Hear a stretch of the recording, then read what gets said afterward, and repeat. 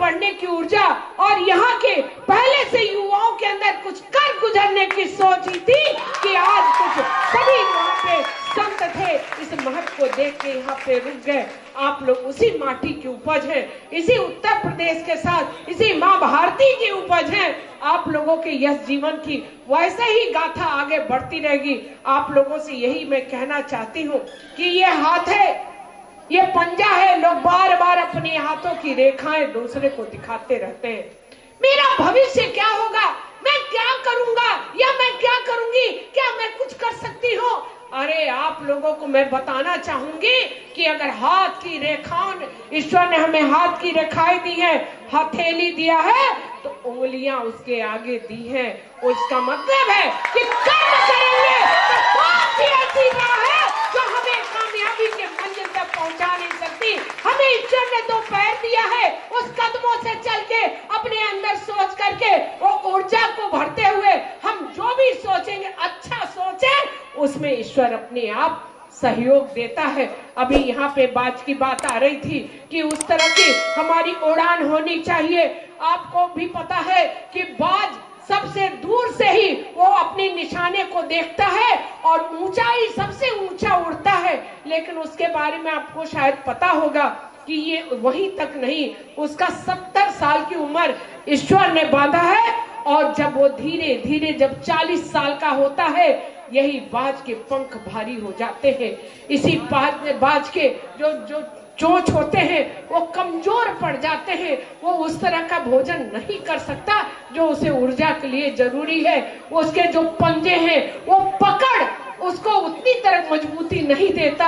अगर ये हार जाए, अगर वहीं पे बाज सोचे अब तो मेरी जिंदगी खत्म है, मैं क्या कर सकता हूँ, मुझे तो उतना ही दिन जीना था, अब भगवान भले 70 साल कर ले, लेकिन मुझे तो अब मर जाना है। लेकिन नहीं, वो कहता है 70 दिया है तो इस धरती पर 70 करके जाऊंगा। 40 आते आते वो सबसे ऊंची पहाड़ी पर उड़ के बैठ जाता है।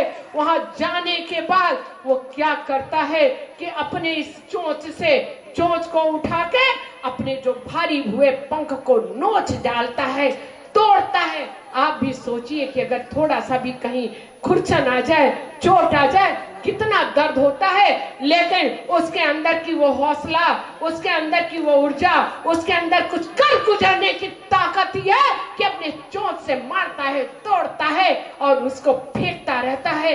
बिना पंख का वो बाज वो उस पहाड़ पे पड़ता है।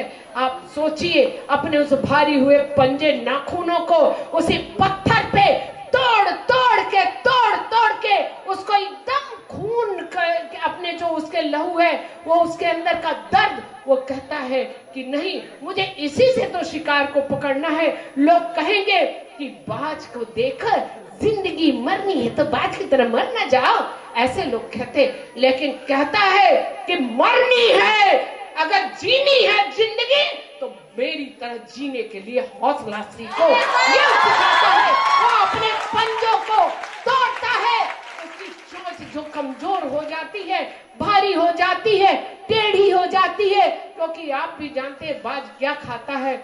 और उसके बाद उसको भी उस पत्थर पे मार के तोड़ देता है, क्योंकि वो जानता है ये ईश्वर ने हमें दिया है तो पुनः देगा।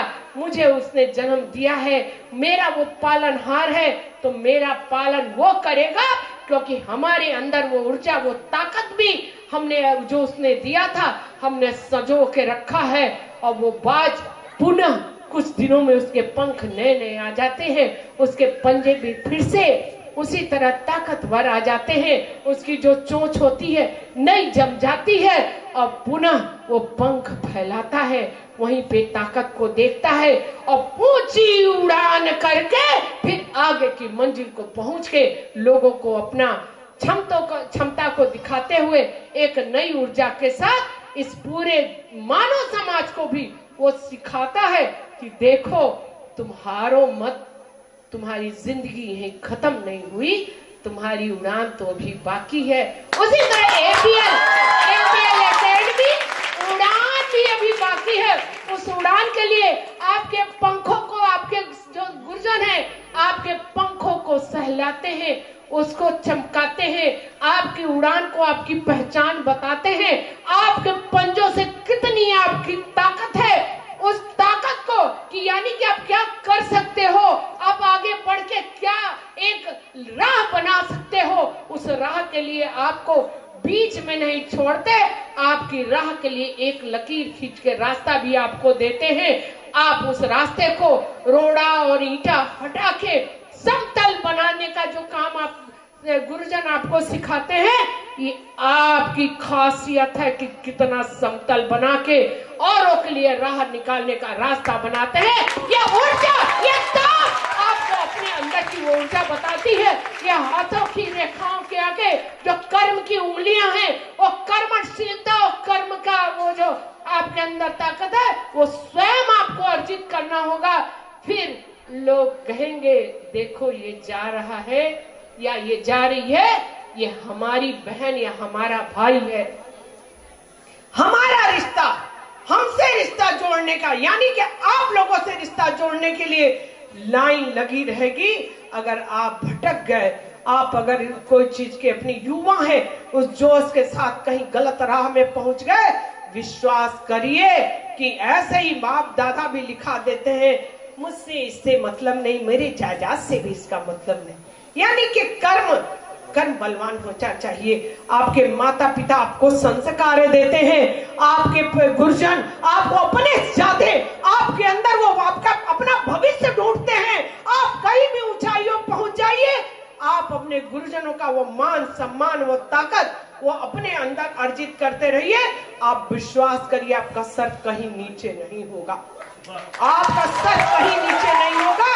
और एक चीज और मैं बताना चाहूंगी कि एक ये भी कि लोग लक्ष्मी के पीछे जाते हैं, जाना भी चाहिए, क्या करें, पेट है, हमको बहुत कुछ इतना मिला, नहीं मुझे और कुछ मिलना चाहिए, नहीं मुझे और कुछ मिलना चाहिए। लक्ष्मी जी के होना भी चाहिए और इसीलिए लोग रोजगार परक शिक्षा भी लेते हैं, क्योंकि जीवन है, जीवन यापन करने का है। और आप भी जानते हैं कि सरस्वती माँ और लक्ष्मी माँ दोनों सगी बहनें हैं, पता है ना। लेकिन दोनों में एक चीज अंतर है, सरस्वती माँ धीर है, गंभीर है, आपके अंदर प्रवेश कर जाएंगी तो आपको पूरी तरह से संस्कारवान शिक्षा आप लेंगे तो एक जन्म नहीं, अगले जन्म भी आपसे मुंह नहीं मोड़ेंगी। इसका जीता जागता प्रमाण है कि आप अगले जन्म में देखिए छोटे छोटे बच्चों को, अरे इसे इतना ज्ञान, ये बुद्धि कहां से आई, अरे ये कैसे जान गया कि इतना वेद पुराण वो बोल रहा है। ये उसकी देन है कि पिछली जन्म जो उसने संस्कारवान शिक्षा ली अपने गुरुजनों से, अपने परिवार से, माँ सरस्वती उसकी आत्मा से जुड़ गई, अगले जन्म भी उसके साथ रहती। और माँ लक्ष्मी जी जिनको हम दिनों रात सोचते हैं, हे भगवान हम क्या मिलेगा, हमारी गाड़ी आ जाए, अच्छा अच्छा एक ही गाड़ी रहेगी, 5-6 4 पहिया रहेगी, अच्छा आ गई, चलिए कोई बात नहीं, हम इतना कमाएंगे, मेरी तनख्वाह 1 लाख रुपये, ये क्या होता है। चलो पहले 10,000 के लिए परेशान होते हैं, 1 लाख भी आगे कम पड़ने लगता है। लेकिन हमारी माँ लक्ष्मी जब तक हमारे अंदर संस्कार है तभी तक टिकी रहेंगी। हमारे साथ अगर हम वही शराब जुआ ये वो, आप महाभारत की कहानी जानते हैं, राजा से रंक हो जाना, लेकिन वही ऊर्जा वही ताकत रंक से राजा, जो माँ सरस्वती की बात है। चाणक्य जी ने, आप भी जानते हैं, मौर्य समाज की, उस मौर्य के अंदर इतनी बुद्धि थी, उन्होंने मौर्य समाज की स्थापना कर दी। ये संस्कार का ही देन है, ये माँ सरस्वती का वो देन है और माँ लक्ष्मी का है कि यही माँ लक्ष्मी फिर कहती हैं, मैं तो आई थी तुम्हारे कर्मों को देख के, मैं तो रही थी, तुम्हारे पूर्वजों की वो देन थी, मैं तो टिकी थी तुम्हारे पास कि तुम्हारे बच्चों तक भी मैं रहूंगी, लेकिन ना, तू मुझे संभाल नहीं पाया, तू तो बहुत बेकार निकल गया। और वही तुरंत वो उड़नछू हो जाती है।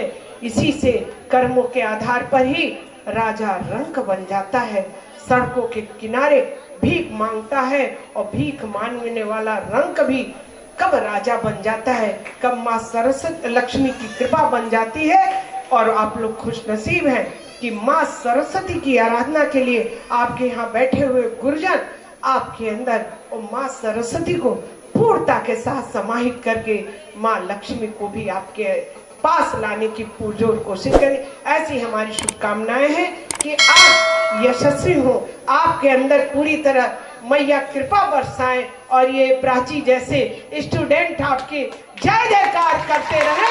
यही हमारी शुभकामनाओं के साथ आप सभी के यशस्वी जीवन कामना के साथ यहाँ उपस्थित है ग्रामीण विधायक जी, मैं इन्हें भी अपनी शुभाशीष देती हूँ। ये भी पूरी ताकत के साथ सभी जो उपस्थित हैं सभी को अपने मेरे छोटे हैं मैं शुभाशीष देती हूँ। जो मुझसे बड़े हैं वो सभी के लिए ईश्वर से ही प्रार्थना मांगती हूँ कि आप यशस्वी हो, अपनी ऊर्जा के साथ आगे बढ़े, स्वस्थ रहें, लेकिन थोड़ा सीधा बैठे, थोड़ा सीधा बैठे, क्योंकि मेरे पास एक मंत्र है।